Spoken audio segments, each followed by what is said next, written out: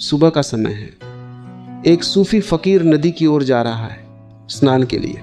हवा शांत है और आकाश में हल्की रोशनी फैल रही है। रास्ते में उसे एक बूढ़ा आदमी दिखाई पड़ता है, दुबला पतला और बहुत कमजोर। वो अपनी गाय को खींचकर कहीं ले जाने की कोशिश कर रहा है। गाय जवान है और ताकतवर है। बूढ़ा आगे खींचता है और गाय पीछे की ओर अड़ जाती है। अजीब संघर्ष है। आदमी आगे खींच रहा है और गाय पीछे खींच रही है। फकीर ये देखकर रुक जाता है। वो मुस्कुराकर कहता है, तुम इसे ऐसे नहीं खींच पाओगे। क्या तुम्हें इसे खींचने की कोई और तरकीब नहीं आती? बूढ़ा हैरान होकर कहता है, जिंदगी भर गायें पाली हैं मैंने, हमेशा इसी तरकीब से लेकर आता जाता रहा हूँ, कोई और तरकीब तो कभी समझ में नहीं आई। फकीर धीरे से हंसता है। वो रास्ते के किनारे जाता है, थोड़ी सी घास उखाड़ लाता है और गाय के सामने घास को आगे कर देता है। फिर धीरे धीरे चलने लगता है। अद्भुत बात होती है, गाय अब खुद ही पीछे चल पड़ती है। रस्सी से खींचने की जरूरत ही नहीं पड़ती। घास आगे है और गाय पीछे पीछे।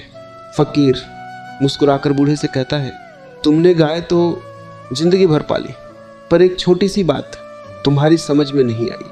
आशा को बस आगे लटका दो। बूढ़ा और भी हैरान हो जाता है। वो पूछता है, तुमने तो कभी गायें पाली नहीं, फिर तुम्हें यह तरकीब कैसे समझ में आई? फकीर हंस पड़ता है। वो कहता है, गायों को देखकर नहीं, बल्कि आदमियों को देखकर। हर आदमी ऐसे ही चल रहा है। उसे बांधने के लिए किसी जंजीर की ज़रूरत नहीं। उससे भी सूक्ष्म जंजीरें हैं जो दिखाई नहीं देती, जिनका बोझ भी महसूस नहीं होता। बस आशा रूपी घास का गट्ठर आगे कर दो और आदमी चलता चला जाता है। कोई सोचता है, आज 1000 है, कल 10,000 हो जाएंगे। बस घास का गट्ठर आगे। कोई सोचता है, आज डिप्टी मिनिस्टर हूँ, कल मिनिस्टर हो जाऊँगा। घास का गट्ठर आगे। बस आदमी चलता रहता है। घास आगे से आगे सरकती जाती है और आदमी पीछे पीछे पूरी जिंदगी। और फिर एक दिन मौत आ जाती है।